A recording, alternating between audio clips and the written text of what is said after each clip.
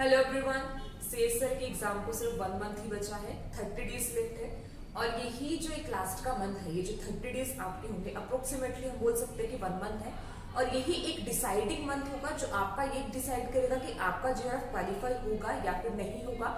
अगर आपने इस मंथ को अच्छे से यूज किया, डेज को अच्छे से यूटिलाइज किया, तो डेफिनेटली आपका जेआरएफ होगा। अगर आपने इसे यूज नहीं किया तो कहीं ना कहीं आप जेआरएफ के लिए रह सकते हैं।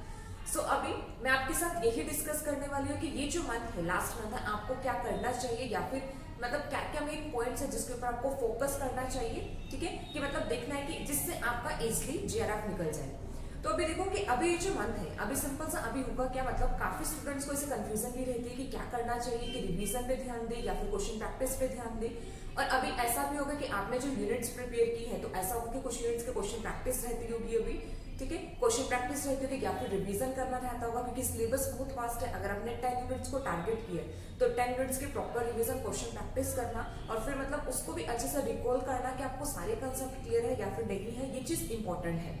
ठीक है, तो अभी ये जो लास्ट मंथ है, ये जो लास्ट मंथ 30 डेज का जो पीरियड है, ये बहुत ही क्रूशियल पीरियड है, बहुत ही इंपॉर्टेंट पीरियड है। इसमें आपको मतलब बहुत फोकस से, बहुत आपको एक सही डिसीजन के साथ आपको आगे बढ़ना है कि आपको क्या चीज चूज करना है, कि आपको रिवीजन चूज करनी है या फिर आपको क्वेश्चन प्रैक्टिस चूज करना है या फिर आपको कोई यूनिट को टारगेट करना है, क्या चीज आपको सिलेक्ट करना है, क्या चीज आपको चूज करना है, ये चीज इंपॉर्टेंट रहेगा।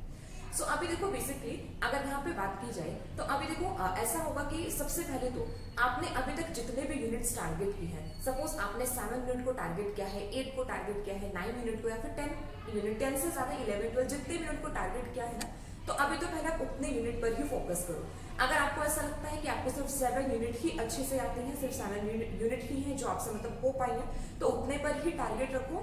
तो ये चीज मत सोचो, मतलब ये चीज मन में मत लेकर आओ कि 7 यूनिट की है कि आपको तो 10 करने थे लेकिन आप 7 ही कर पाए हो, 3 यूनिट नहीं किया तो आपका जेआरएफ नहीं होगा।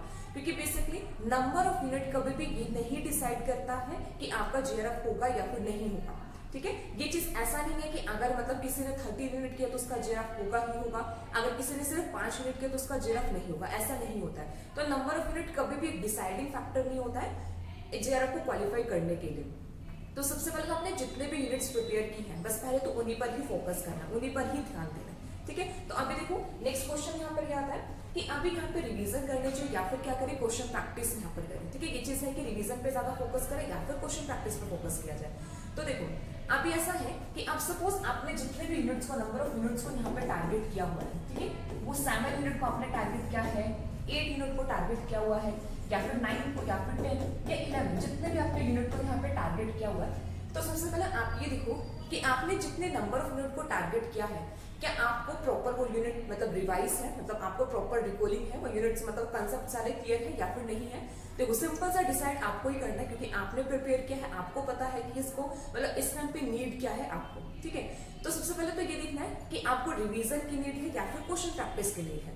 तो पहले तो एक चीज अभी जो एक फोकस रहना चाहिए वो इस चीज पर फोकस रहना चाहिए कि आपकी रिवीजन प्रॉपर हो, रिवीजन प्लस में आपका रिकॉलिंग हो, मतलब हर एक कंसेप्ट को आप इजिली रिकॉल कर पाए। ठीक है, रिवीजन एंड रिकॉलिंग अभी सबसे ज्यादा इंपॉर्टेंट है। अगर आपको लगता है कि रिवीजन में ज्यादा टाइम नहीं लगने वाला है, आपको कंसेप्ट ऑलरेडी काफी रिवाइज्ड है, ज्यादा टाइम नहीं लगेगा, तो आप फोकस कर सकते हो किसके ऊपर, क्वेश्चन प्रैक्टिस के ऊपर। ठीक है, अभी आप कैसे कर सकते हो, फिर उसके ऊपर क्वेश्चन प्रैक्टिस के ऊपर फोकस कर सकते हो। देखो सिंपल सा 2 टाइप के स्टूडेंट्स यहाँ पर होंगे, जिन्होंने सिंपल सा काफी यूनिट्स को रिवाइज किया होगा, मतलब रिवीजन उनकी अच्छी होगी। ठीक है, और कुछ स्टूडेंट्स ऐसे होंगे जिनकी रिवीजन अच्छी नहीं है। तो जिन लोगों का, जिन्होंने रिवीजन ऑलरेडी काफी कर लिया है, जिनको अभी ऐसा लगता है कि अभी रिक्वायर्ड नहीं है इतना ज्यादा रिवाइज करने का, मतलब अगर आप 1 या 2 रिवीजन भी करोगे तब भी आपका हो जाएगा, तो उनके लिए ये सजेशन है कि आप लोग अभी क्वेश्चन प्रैक्टिस कीजिए। तो जैसे अभी हमारे पास यहाँ पे क्या है, 30 डेज यहाँ पे लेफ्ट है। ठीक है, तो 30 डेज में आप यहाँ पे क्या कर सकते हो, 10 डेज तो आप अपना प्रॉपर फोकस कीजिए किस पे, क्वेश्चन प्रैक्टिस पर। ठीक है, 10 डेज आप अपना क्वेश्चन प्रैक्टिस पर फोकस कीजिए, और जो रिमेनिंग यहाँ पे 20 डेज यहाँ पर होंगे, 20 डेज में आप यहाँ पे कीजिए रिवीजन। रिवीजन भी बेसिकली यहाँ पे रिकॉलिंग। ठीक है, रिकॉलिंग इंपॉर्टेंट है, 20 डेज में भी यहाँ पे क्या होगा, रिकॉलिंग करनी है। रिकॉलिंग का सिंपल सा मतलब है कि आपको नोटबुक में नहीं देखना है, नोटबुक बंद करके आपको अपने माइंड में कंसेप्ट को रिवाइज करना है कि देखना है कि आपको वो याद है या नहीं है। जैसे सिग्नलिंग में पूरा आपको मतलब पूरा पाथवेज वहां पे याद है या फिर नहीं है, तो ये चीज रिकॉलिंग इंपॉर्टेंट है। तो अभी जो आपको करनी है, अभी मेन तो इंपॉर्टेंट रिकॉलिंग अभी करनी है, ठीक है। कंसेप्ट को याद करने हैं, माइंड में रिकॉल करना है, पूरी यूनिट्स को मतलब पूरा रिवीजन आपका माइंड में चलना चाहिए, ठीक है। रिकॉलिंग आपका पूरा माइंड में चलना चाहिए, आपको नोटबुक देखने की जरूरत ना पड़े। तो इस टाइप का आपका इस टाइप के रिवीजन, इस लेवल के रिवीजन आपकी होनी चाहिए, ठीक है। तो ऐसे स्टूडेंट जिनको ऑलरेडी लगता है कि मतलब उनको रिवीजन के लिए ज्यादा टाइम देने की जरूरत नहीं है, मतलब उनका एक बार या दो बार करने से मतलब प्रॉपर सारे कंसेप्ट याद हो जाएंगे, तो वो लोग तो क्या कर सकते हैं, क्वेश्चन प्रैक्टिस कीजिए। क्वेश्चन प्रैक्टिस करने के बाद फिर वहां पे अपना रिवीजन, लास्ट के जो 20 डेज होंगे वहां पे सिर्फ रिवीजन, तब कोई क्वेश्चन प्रैक्टिस नहीं करना, सिर्फ वहां पे क्या करना है, रिवीजन वहां पे करना है। और ऐसे स्टूडेंट जिनको लगता है कि अभी उनके रिवीजन अच्छे से नहीं, कि अभी रिवीजन ही इंपॉर्टेंट है, क्वेश्चन प्रैक्टिस का जितना भी टाइम था कि आपको नए क्वेश्चंस को रिवाइज करना है, वो टाइम ऑलरेडी मतलब वो हो चुका है। तो अभी जो लास्ट का जो मंथ बचता है, इसमें तो सिंपल आपके रिवीजन जितना ज्यादा हो सके आप उसको रिवाइज कीजिए, कंसेप्ट को रिवाइज कीजिए। तो जो भी आप यहाँ पे क्वेश्चन प्रैक्टिस कर रहे हैं, क्वेश्चन प्रैक्टिस के भी रिवीजन इंपॉर्टेंट होते हैं, क्योंकि जब भी हम क्वेश्चन को प्रैक्टिस करते हैं तो उस टाइम पर हम कुछ नए कंसेप्ट को सीखते हैं, कुछ नए मतलब क्वेश्चंस भी हमें क्या करता है, काफी सारे नए कंसेप्ट वहां पे सिखाता है, ठीक है। तो उनके रिवीजन भी इंपॉर्टेंट होती है, क्योंकि आपको वहां से ये चीज याद आएगा कि जब आपने ये कंसेप्ट पढ़ा था तब आपने इसको कहाँ पे कैसे इंप्लीमेंट किया था, क्वेश्चंस में कैसे लगाया था, तो वो चीज भी इंपॉर्टेंट है। तो क्वेश्चन प्रैक्टिस में भी जो जितने भी क्वेश्चंस आपने अभी तक प्रैक्टिस कर लिया, प्रीवियस जितने भी क्वेश्चंस के या फिर कुछ भी जो एक्स्ट्रा क्वेश्चन प्रैक्टिस किया, उनकी भी प्रॉपर रिवीजन यहाँ करो। तो लास्ट मंथ में जो फोकस आपका होना चाहिए वो सिर्फ रिवीजन, रिकॉलिंग पर ही फोकस होना चाहिए, क्योंकि रिवीजन एटलीस्ट आपको 3 to 4 टाइम तो रिवीजन यहाँ पर होनी चाहिए, ठीक है। आप एग्जाम का जो भी जितने भी यूनिट्स यहाँ पे कर रहे हैं, यहाँ पे नेसेसरी क्या है कि 3 to 4 टाइम आप इसको रिवाइज कीजिए। तो अगर लगता है कि आपकी ऑलरेडी पहले आपने 1 या 2 बार पूरा सिलेबस रिवाइज कर लिया है, अभी सिर्फ आपको 1 या 2 बार ही मतलब मिनिमम आपको मतलब कितना 2 बार ही अभी रिवाइज करने की रिक्वायरमेंट है कि तब आपका पूरा का पूरा सिलेबस हो जाएगा, तब तो आप क्वेश्चन प्रैक्टिस पर फोकस कीजिए, मतलब क्वेश्चन प्रैक्टिस पर थोड़ा टाइम अभी दे सकते हो।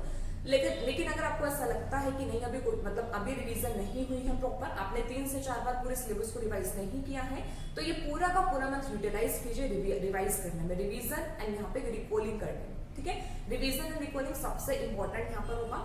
क्वेश्चन प्रैक्टिस में भी साथ साथ आप थोड़ा सा टाइम यहाँ पे क्वेश्चन प्रैक्टिस में दे सकते हो, लेकिन इंपॉर्टेंट अभी रिवीजन एंड रिकॉलिंग यहाँ पर होगा। जितना ज्यादा रिवाइज कर सकते हो, जितना ज्यादा कंसेप्ट को रिकॉल कर सकते हो, या फिर जितने भी क्वेश्चन आपने प्रैक्टिस कर लिया उन सबको कितना रिवाइज कर सकते हो, वो चीज अभी इंपॉर्टेंट है, ठीक है। तो क्वेश्चन प्रैक्टिस अभी इंपॉर्टेंट है। दूसरा अभी देखो क्वेश्चन प्रैक्टिस प्लस में यहाँ पे रिवीजन यहाँ पे इंपॉर्टेंट रहता है, रिवीजन इंपॉर्टेंट होगा। अभी नेक्स्ट देखो, अब जब भी आप देखो अभी ये कर रहे हो, तो अभी नेक्स्ट एक और जो चीज यहाँ पे इंपॉर्टेंट है वो है यहाँ पे मॉक टेस्ट, ठीक है। मॉक टेस्ट है, तो अभी रिवीजन के साथ साथ, ठीक है, रिवीजन एक तो आपको करनी है, रिवीजन के साथ साथ यहाँ पर इंपॉर्टेंट है मॉक टेस्ट,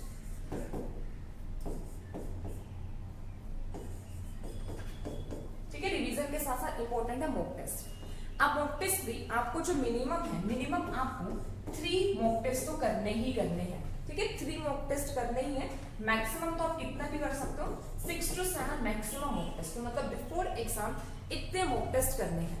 अब मॉक टेस्ट का बेनिफिट क्या है, या फिर मॉक टेस्ट करने की इंपॉर्टेंस यहाँ पे क्या है, मॉक टेस्ट करने से आप सिंपल सा क्या कर अपने माइंड को ट्रेन कर रहे हो। माइंड को ट्रेन करना है कि 3 घंटे के लिए, क्योंकि आपको क्या करना है वहां पे फोकस रखिए, जब आप एग्जाम देने जाओगे तो 3 घंटे आपको बैठ के पूरा फोकस रखना है माइंड, मतलब माइंड को फोकस करके क्वेश्चंस को वहां पे सोल्व करना है। तो वहां पे आपको एक मतलब प्रॉपर ऐसे प्रैक्टिस होनी चाहिए कि आपको 3 घंटे आप कॉन्टिन्यूटी में बैठ के कैसा क्वेश्चन को प्रैक्टिस मतलब कैसे क्वेश्चंस को सॉल्व करोगे, या फिर एक जो इंपॉर्टेंट यहाँ पर आता है टाइम मैनेजमेंट का आता है कि पार्ट ए को कितना टाइम देना है, पार्ट बी को कितना टाइम देना है, पार्ट सी को कितना टाइम देना है, ये चीज भी इंपॉर्टेंट है। मतलब आप तभी के तभी जाके नहीं डिसाइड कर सकते कि एग्जाम में बैठ के तब भी आपको डिसाइड हो सकता है कि पार्ट ए बी और सी को कितना टाइम कैसे दोगे, क्योंकि होता है कि मतलब ऐसा होता है कि पार्ट ए के लिए जितना टाइम सोचो तो उससे ज्यादा टाइम लग जाता है, या फिर पार्ट सी के लिए जितना टाइम सोचो तो उससे ज्यादा टाइम लग ही जाता है, ठीक है। मतलब लेकिन ये चीज आपकी सोल्व हो सकती है कि अगर आपने पहले मॉक टेस्ट मतलब मॉक टेस्ट किए हुए हैं, प्रॉपर आपने अपने माइंड को ट्रेन किया हुआ है कि पार्ट ए के लिए सिर्फ इतना टाइम ही इनफ होगा, पार्ट बी के लिए इतना ही इनफ होगा, या फिर पार्ट सी के लिए इतना टाइम इनफ होगा। तो इसलिए पहले क्वेश्चन मॉक टेस्ट जरूरी है। मॉक टेस्ट भी जैसे अभी आप स्टार्ट कर सकते हो। अभी एक मॉक टेस्ट दिया, ठीक है। मॉक टेस्ट देने के बाद फिर ये चीज आप देखो कि आपने कितने क्वेश्चन को अटेम्प्ट किया है, मतलब पार्ट ए से कितने क्वेश्चन अटेम्प्ट कर पा रहे हो, पार्ट बी से कितना कर पा रहे हो, पार्ट सी से कितने क्वेश्चन अटेम्प्ट कर पा रहे हो, और इंप्रूवमेंट की कहाँ पे रिक्वायरमेंट है कि आपको उसको कैसे इंप्रूव करना है, कि पार्ट ए, पार्ट बी और पार्ट सी से इतने क्वेश्चंस इनफ अटेम्प्ट करने हैं कि जिससे आपका नेगेटिव मार्किंग के साथ साथ भी आपका साथ में जेआरएफ के लिए भी मार्क्स आप क्वालिफाई कर लो। तो इंपॉर्टेंट है यहाँ पे मॉक टेस्ट को करना। तो एटलीस्ट यहाँ पे 3 मॉक टेस्ट हो। अब मॉक टेस्ट में देखो, अभी जब स्टार्टिंग में जो मॉक टेस्ट करोगे, अभी मतलब अभी मंथ के स्टार्टिंग में ही, अब इस मॉक टेस्ट में तो आपको ये चीज देखना है कि सिंपल आप मतलब कैसे करो कि मतलब क्वेश्चन जैसे आपने किए तो आपको वहाँ पे करेक्ट और इनकरेक्ट क्वेश्चन आपने देखने हैं। अब जैसे अभी एक मॉक टेस्ट दिया, फिर उसके बाद मतलब हर एक वीक में एक मॉक टेस्ट देते जाओ, ठीक है। टोटल 4 वीक्स है, हर एक वीक में एक मॉक टेस्ट दे दो। अब लास्ट एग्जाम से पहले एक मॉक टेस्ट दे दो, टोटल आपके 5 मॉक टेस्ट तो ऐसे ही हो जाएंगे। अब लेकिन आपको एक चीज ध्यान रखना है सिंपल सा, कि मॉक टेस्ट जब करोगे उसके बाद जब अपने मार्क्स सब चेक करोगे तो फर्स्ट 2-3 में तो आपको यही चीज देखना है कि आप कितना स्कोर कर पा रहे हो, कैसे आपको इंप्रूवमेंट करना है, या फिर कौन से यूनिट्स को ज्यादा अच्छे से करने की जरूरत है, या फिर कौन से यूनिट को रिवाइज करने की जरूरत नहीं है, कि आपके वो मतलब प्रिपेयर है। तो पहला तो ये चीज नोट करना कि वहां पे आपको कौन से यूनिट को अच्छे से रिवाइज करना है। तो मॉक टेस्ट करते करते आपको ये भी पता लग जाएगा कि आपको रिवीजन कौन से यूनिट को रिवाइज करने की जरूरत है, कौन से यूनिट्स को ऐसा लगता है कि जो आपका हो चुका है, ठीक है। अब दूसरा यहाँ पे क्या होगा कि जैसे आप दूसरा आपको जैसे आप एंड में पहुंचोगे, एंड के जो लास्ट के 1-2 मॉक टेस्ट होंगे, तब आपको सिर्फ वहां पे ये चीज देखना है कि आप प्रॉपर टाइम मैनेज कर पा रहे हो या फिर नहीं कर पा रहे हो। तो तब आपको इस चीज पर फोकस नहीं करना है कि मतलब आपके क्वेश्चन सही हो रही है या फिर नहीं हो रही या गलत हो रहे हैं। तो सिंपल सा तब ये फोकस करना है कि लास्ट के जो मॉक टेस्ट होंगे कि आप अपना फोकस्ड होके 3 घंटे कॉन्टिन्यूटी में बैठ पा रहे हो, ठीक है। मतलब आपका मतलब ऐसे एग्जॉस्ट तो नहीं हो रहे हो क्वेश्चन सॉल्व करते हुए, ठीक है। ये चीज इंपॉर्टेंट है। टाइम मतलब पूरा एक टाइम पर आपका एग्जाम मतलब पूरा हो रहा है, part A, part B, part C तीनों को इनफ टाइम दे पा रहे हो, और आप इतने इनफ क्वेश्चंस अटेम्प्ट कर पा रहे हो या फिर नहीं कर पा रहे हो, ठीक है। तो अभी ये मंथ बहुत इंपॉर्टेंट रहने वाला है, क्योंकि इस मंथ में काफी ज्यादा आपके माइंड में ये भी ऐसे आने वाला है कि नहीं इतना इनफ नहीं हुआ है, सेल्फ डाउट भी बहुत होगा, पैनिक भी बहुत करोगे कि मतलब रिवीजन नहीं हो पा रहा है या फिर क्वेश्चन प्रैक्टिस नहीं हो पा रही, या फिर कभी भी ऐसा होता है जब क्वेश्चन सॉल्व कर रहे होता है तो कॉन्टिन्यूटी में अगर 3 या 4 क्वेश्चन सॉल्व नहीं होता है तब भी ऐसा लगता है कि नहीं कि मतलब प्रॉपर प्रिपरेशन अभी तक नहीं हुई है, मतलब ऐसे मतलब थोड़ा सा ऐसा मन में डर लगता है कि मतलब होगा या नहीं होगा, ठीक है। तो ये सब चीजें नहीं सुननी है, ये सब चीजों के ऊपर ध्यान नहीं देना है। अभी सिर्फ आपको जो फोकस करना है अपनी क्वेश्चन प्रैक्टिस अगर लगता है कि करनी चाहिए तो क्वेश्चन प्रैक्टिस कीजिए, अदरवाइज अपने रिवीजन एंड रिकॉलिंग पर पूरा का पूरा फोकस रखिए। तो अभी इंपॉर्टेंट है रिवीजन एंड रिकॉलिंग करना। अभी इस मंथ मतलब इस टाइम पे कुछ भी ऐसा नहीं, कुछ भी नेगेटिव थॉट्स नहीं लेके आना, कुछ भी ऐसा नहीं सोचना है, पूरा का पूरा मंथ फोकस्ड होके अपना रिवीजन एंड रिकॉलिंग पर ध्यान दीजिए, ठीक है। तो अगर आपने इसको अच्छे से यूटिलाइज किया तो जरूर आपका जेआरएफ क्वालिफाई होगा। So thank you so much. I hope आपको इस वीडियो से कुछ ना कुछ थोड़ा हेल्प मिला होगा। So thank you.